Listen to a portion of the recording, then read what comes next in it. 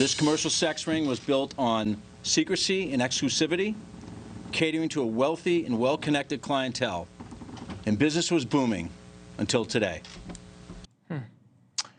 Almost a week into the federal investigation, we have no idea who those wealthy, well-connected clients are. Cue the Bob Kraft jokes. But unlike the relatively innocent Bob Kraft happy ending day spa story, this sex ring appears to have much more sinister motives. The brothels advertised up and down the East Coast, from Boston to Washington, offering nude Asian models for pornography that turned into other things. Clients allegedly included politicians, high-tech and pharmaceutical executives, doctors, military officers, government contractors who possess security clearances, professors, lawyers, scientists, and accountants. Yet we know nothing about them. Chris is here. I don't know, Chris, there's something about this, about the not knowing who the Johns are, and the number one seems unfair. The women always get prosecuted. But number two, elected officials, politicians, and government contractors who possess security clearances, doesn't the public have a right to know?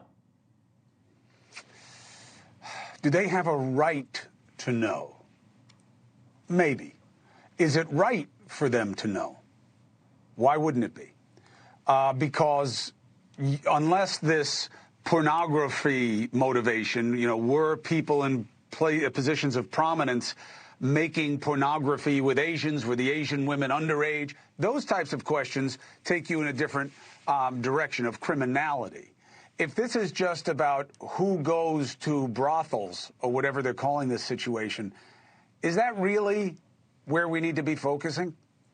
No, but this is my question, and that is that we've known the Chinese, we know the Chinese use honey traps.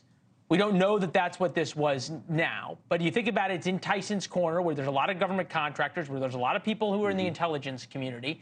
It just feels like one of these things where people, the rich and powerful are being protected, not unlike the Jeffrey Epstein situation, where we still don't know the names of who was on the airplane in the little black book.